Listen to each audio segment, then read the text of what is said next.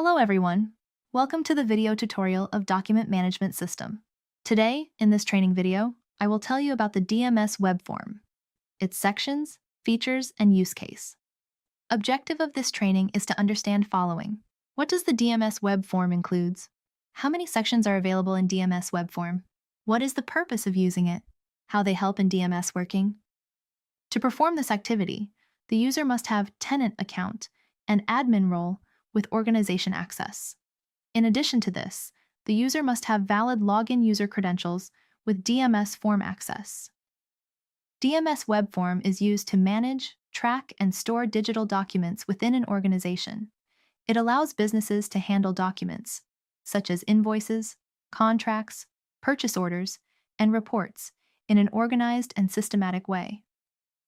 This integration helps ensure that all relevant documents is easily accessible, secure, and compliant with internal and external regulations. DMS form is divided into 3 sections: header section, left section, center section, middle section. The following are the key features of a document management system. First, document storage. A DMS provides a centralized repository to store all electronic documents securely. It allows users to organize files into folders and subfolders, use metadata, and attach document category for better categorization and easy retrieval. This eliminates the need for paper-based storage and reduces clutter. Second, version control. It ensures that every time a document is edited or updated, the system automatically saves a new version while keeping a record of previous ones. This allows users to track changes and compare versions, ensuring data integrity and accountability. Next, access control and security. Security is a key feature of DMS. It enables role, user, and team-based access, meaning only authorized users can view, edit, or delete specific documents based on the access. Audit logs record all user activities for transparency and compliance. Next, search and retrieval. DMS includes advanced search capabilities to help users quickly locate documents using keywords, titles, document number metadata, or even text within scanned images via optical character recognition. This feature saves time and improves productivity by eliminating manual searching. Next, collaboration tools.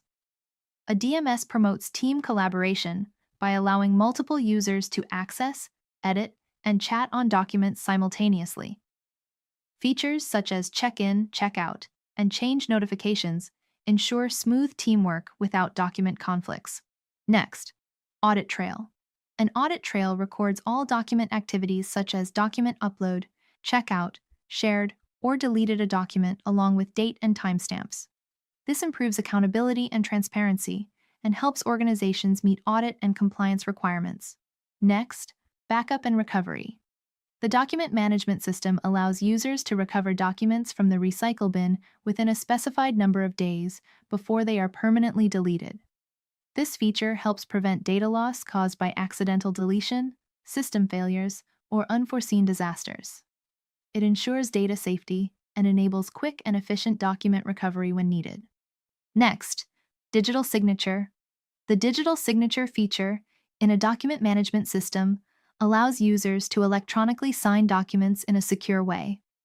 It replaces the need for physical signatures and helps verify the authenticity, integrity, and ownership of a document. Let us understand why document management system is required in an organization by using a use case named streamlining operations with document management system. Peter, the HR department manager, and he is responsible for managing the employees' documents, such as employee records, contracts, performance evaluation certificates, and salary slips, etc.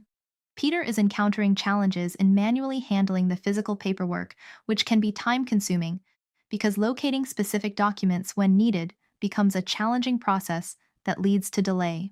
To address this issue, Peter decides to implement a document management system to streamline the management of documents by organizing, storing, and retrieving digital files in a centralized and automated manner. By using this approach, it improved efficiency, reduced errors, enhanced security, and ensures compliance with regulations. Let's go through overview of DMS web form through training video. Please log into system using tenant account and admin role with organization access. Once logged in, please open DMS web form from the menu. This form is divided into 4 parts. First, header section. It includes various actions. First, open Scan app. This option will open the Scan app on the user's system. The tool allows the user to scan documents and directly upload them into the document management system. For more details, please refer the Folder Action Scan app video, in which working of Scan app is explained in detail. Next, Client Setup. By clicking this, an auto-upload zip file will be downloaded to your system.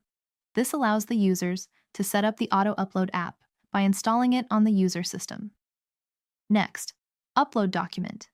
This option opens the Document Upload pop-up, allowing the user to upload documents to the document management system into a specific folder. If the user opens the Upload Document option directly from the DMS without selecting a folder, no folder is selected by default.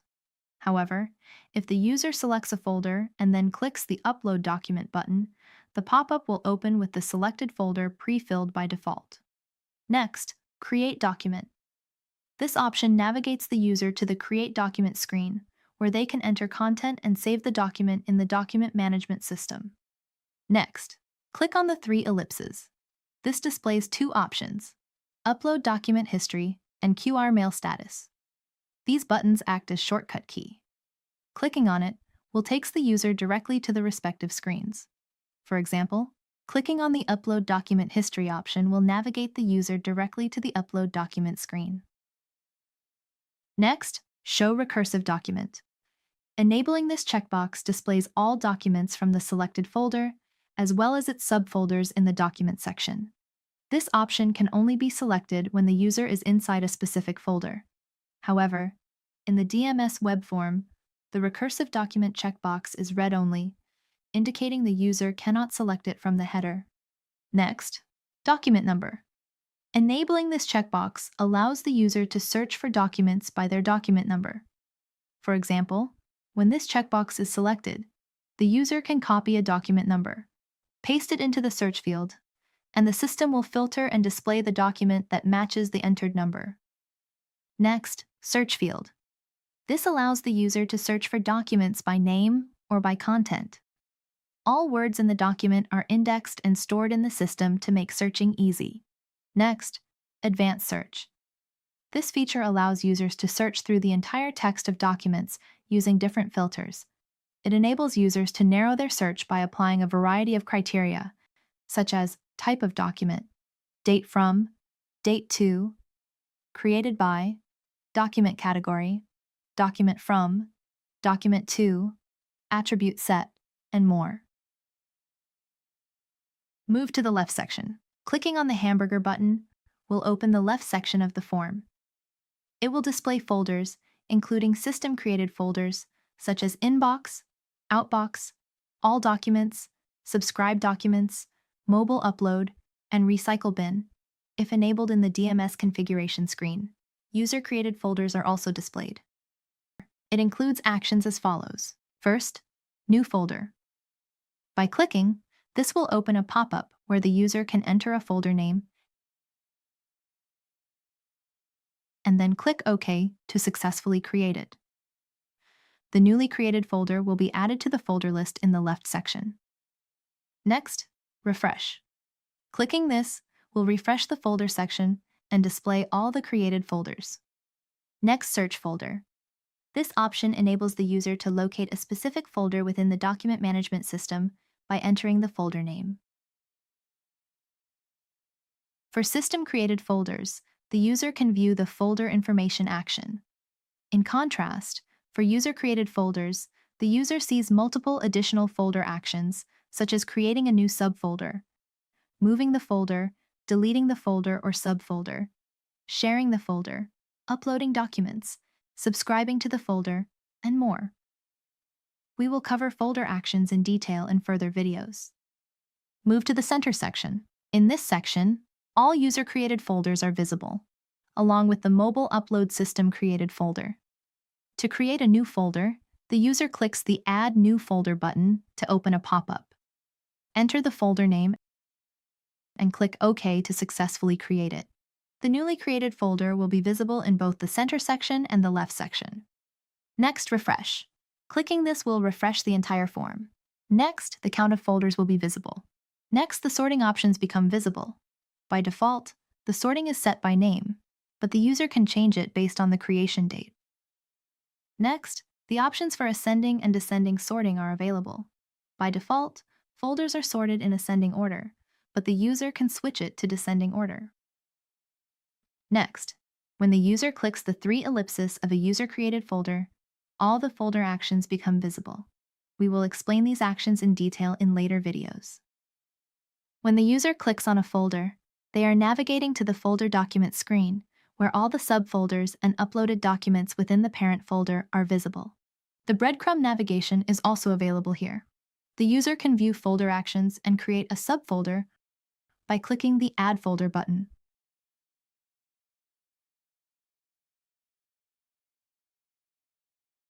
Next, refresh. Clicking this will refresh the entire screen.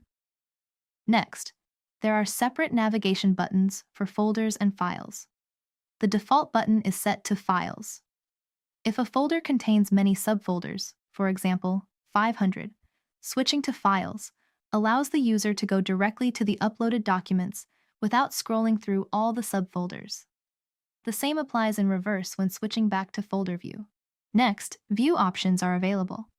By default, documents are shown in List View, but the user can change to Grid View by clicking on the View options.